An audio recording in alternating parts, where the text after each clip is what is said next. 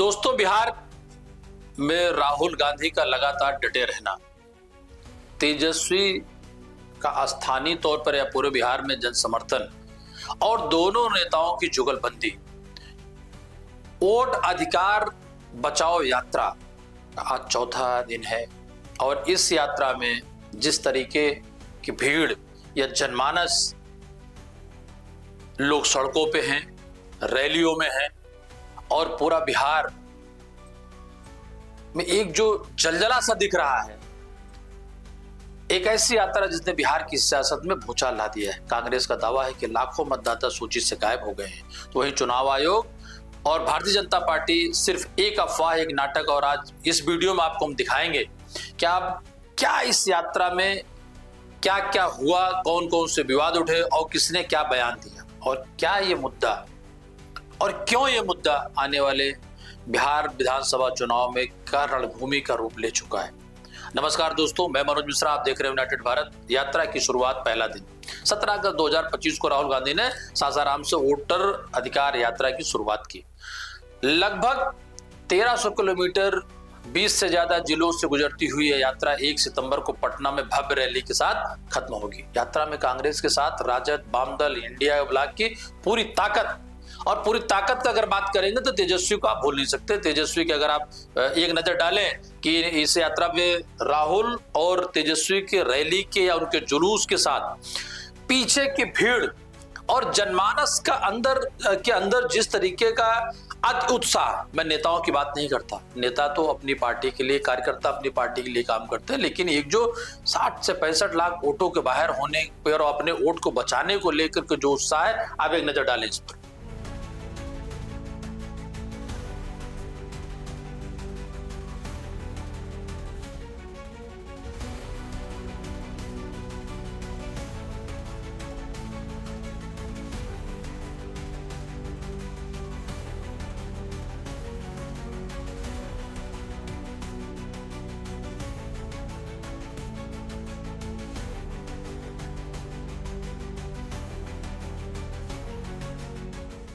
दोस्तों, और वोट की डकैती करार दिया गया। लालू यादव ने इसे लोकतंत्र की रक्षा का आंदोलन बताया और कांग्रेस अध्यक्ष मल्लिकार्जुन खड़गे बोले ये लड़ाई सिर्फ कांग्रेस की नहीं है, हर उस गरीब की है, हर उस भारतीय की, हर उस बिहारी की है जिसका वोट छीना जा रहा है। राहुल गांधी के आरोप, राहुल गांधी का सबसे बड़ा आरोप है कि एसआईआर के नाम पर बिहार में बड़े पैमाने पर वोट कटवाए जा रहे हैं। उनका दावा 65 लाख से ज्यादा नाम हटाए गए। राहुल का कहना कि गरीबों के पास सिर्फ उनका वोट ही तो है और वो बीजेपी या इलेक्शन कमीशन अब उस वोट को भी छीन लेना चाहता है। उन्होंने मशीन रीडेबल वोटर लिस्ट और सीसीटीवी फुटेज मांगे, लेकिन चुनाव आयोग ने इससे इनकार कर दिया। यहीं से शुरू हुआ चुनाव आयोग बनाम राहुल का टकराव।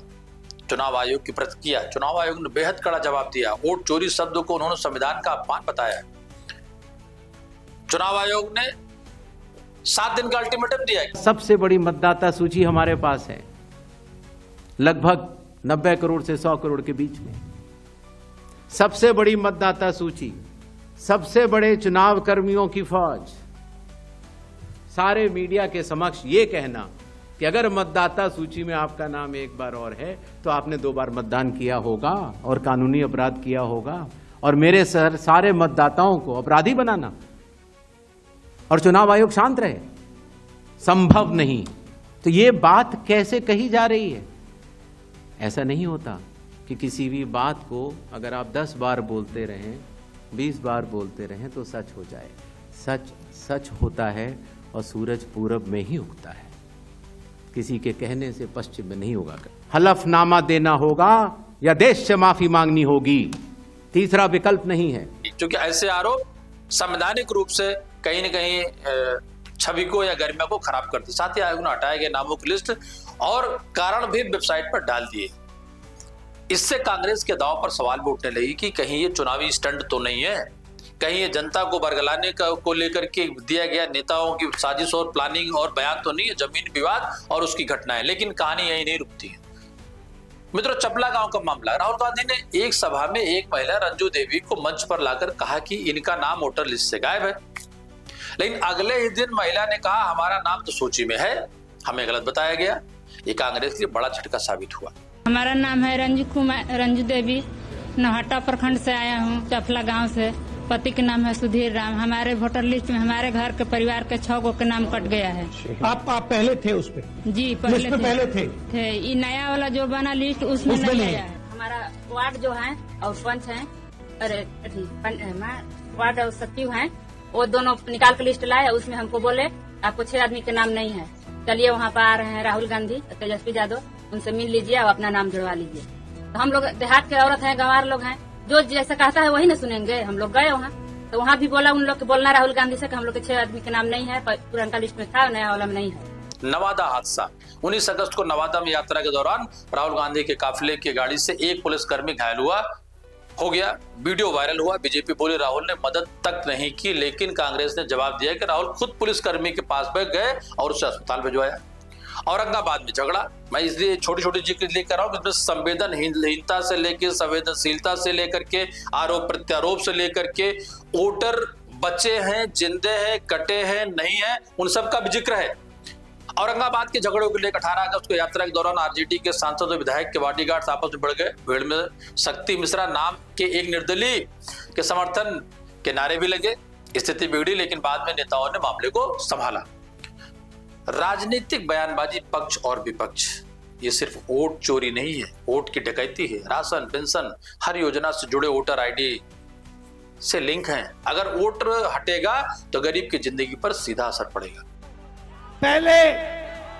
पहले आपका वोटर कार्ड जाएगा, उसके बाद आपका राशन कार्ड जाएगा, उसके बाद आपकी जमीन अदानी और अंबानी को दी जाएगी। आप 24 घंटा पैसा देते हो और आपको देश रोजगार नहीं दे पा रहा है। मल्लिकार्जुन खड़गे, जो हमारे पास सबूत है तो हम शपथ पत्र क्यों दें? बीजेपी नेताओं से भी सबूत पत्र क्यों नहीं मांगा जाता? ये बात इसलिए कही गई कि राहुल गांधी के बयान के बाद जिस तरीके से अनुराग ठाकुर ने बयान दिया और 4 लोकसभा और 1 विधानसभा का जिक्र किया कि लाखों वोट वहां चोरी हुए, तो कहीं न कहीं कभी कभी मित्रों ऐसा अक्सर होता है कि आप रेस में इतना आगे निकल जाते हैं, बाउंड्री पार कर देते हैं। मुझे लगता है भारतीय जनता पार्टी की तरफ से रेस में अनुराग ठाकुर वो बाउंड्री पार कर गए, वो सीमा पार कर गए और नुकसान करवा दिया भारतीय जनता पार्टी को। और उस आरोप पर जो उन्होंने प्रत्यारोप किया, उस पर कहीं न कहीं ये मुहर दिखती है कि वाकई में वोट की चोरी का मामला कुछ गड़बड़ तो नहीं है। लोग विचार करते हैं इस बात पे। दीपांकर भट्टाचार्य, 70 लाख वोट काटना लोकतंत्र की हत्या है, ये यात्रा एक जन आंदोलन है। लालू प्रसाद यादव, हमारी ताकत जनता है, अगर वोट से छेड़छाड़ हुई तो सड़कों पर निर्णायक भूमिका होगी और हम इसीलिए सड़क पर हैं।